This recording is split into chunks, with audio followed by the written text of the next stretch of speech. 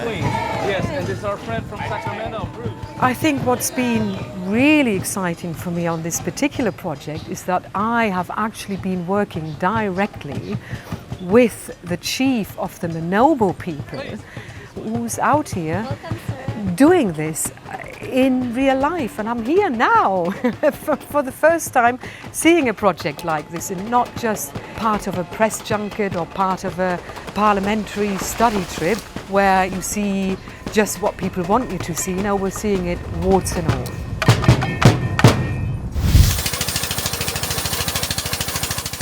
Very often these projects are facilitated and enabled from the top down, whereby a government puts a national framework in place and then attempts to filter these projects into the ground, into the forest communities, etc., who are then resistant to adopt it and work with them. Where this is so unique is that it's actually come from the ground up. This is the Gigans. The other day there was a ceremony, and the Datus, these are the elders of the tribes, have made a symbolic gesture, sort of 3 symbolic gifts or whatever you want to call it, handed to Pedro, the chief of the Manobo people, and that means they're placing their trust in him, and they've said to him, look, we don't know how to do it. We've seen you know how to do it. We want you to do the same for our people. Take us with you on your journey. We want to be one on this journey with you. That is unbelievable. And we witnessed that. We witnessed that. The way we see it starts out initially, it's about the people, the Indigenous people that are here, and helping them create a livelihood for themselves without putting pressure on the government. So that they're empowered through our monetary inputs to create self-sustaining infrastructure, food crops, construction, and their own cottage industries. And that's all around the setting of saving the forest. And where we're at right now is we actually have a joint venture agreement with them. It doesn't mean that we own the land, they still control the land, but we're their marketing arm now. And we've got, 9,000 plus representatives out there that are now selling Manobo, basically, and the benefits of saving the land and all the commercial infrastructure that springs from that.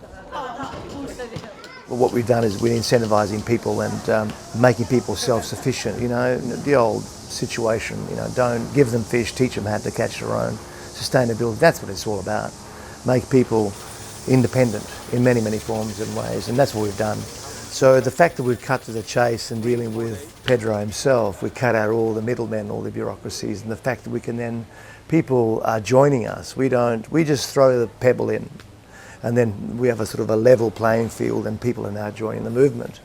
So we've drawn scientists and concerned individuals and politicians and the church and churches, and it's been wonderful. And so there's a social movement of people that care for the same thing and supporting initially as the Manobo Project, but there are many other tribes here and there are many other forests here. And I know that once we're successful with the Manobo projects, then they will gravitate to us and see, look, that's a great way to do it.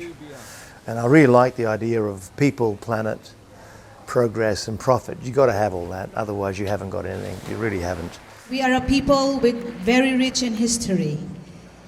And this we witness today. Please stand and be recognized. Palakpakan po natin ating mga kapatid na Indigenous Peoples Group of the Philippines. It's a very beautiful project. It gives hope to the tribe. They've been waiting for this for so long. I saw in their eyes, and they were so encouraged, so excited that this project will push through and be sustainable in the long run. The grassroots are now uprising. They really wanted their concerns to be heard. And I'm so glad more than ever that they really have the guts, the passion to really work and walk their talk.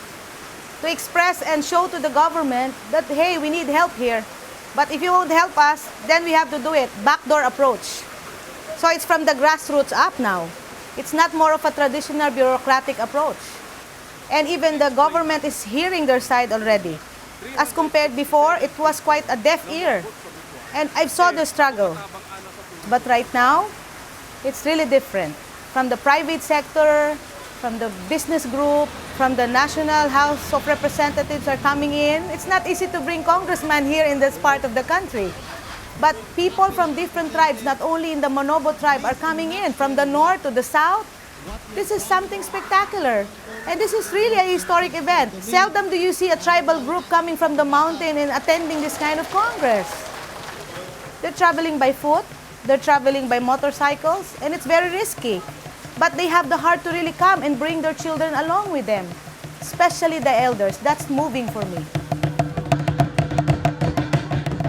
This has to succeed, and that the Manobo people also will give other indigenous people the hope and set an example, and that they actually teach us something, and that we don't always show up with the arrogance of, right, we have some money to spend, we have something to give you. You know, we need to understand also, we actually need you because you're giving us the air we need to breathe today, tomorrow. So I guess my hope is that this will be a step towards creating a more equitable society, and it'll keep our planet intact, and it'll become a joint and mutual effort. Let's all give a big hand to our children. My understanding of the conference was that it was time for the Manobo people to stand up and be counted, and to also show the Philippines government that the world is interested, and that didn't go unnoticed. And now the governments are interested in what they're doing and how they're doing it, and all the other tribes around now are asking the same question: how can we get involved in this, and how can we benefit from it? But this is about the Philippines and ultimately the whole planet. We're in the place of duplication. Network marketing is all about duplicating yourself, so everyone could do it. And that's what we've done. We made it very, very simple, that it can be duplicated worldwide very quickly. At the moment, we guesstimate, from the data available, there are 5.5 million hectares of rainforest left in the Philippines. A lot of degradations occurred. There used to be 25 million 20 years ago, you can imagine. So thank goodness it's been stopped at the right time. And we believe with the Manobo Project, as an example, we can then cookie cut that and expand that. And we've been offered projects already. People are now coming to us saying, oh my goodness, you're actually doing something about it. So this is a very, very important project, first of its kind. My hope is their dreams will be realized. That what we're talking about is what they will experience in the near future. For them, it's really a big deal between life and death because their generation is at stake. Coming up the stage and showing their support, it's not that easy. Tribes have different culture, but seeing them in different colors, that means they're united. You cannot just combine a tribe anytime you want. They have this ritual, they have this own protocol. But coming to the stage with all those acts, it's really moving, highly emotional. There are goosebumps then, for sure.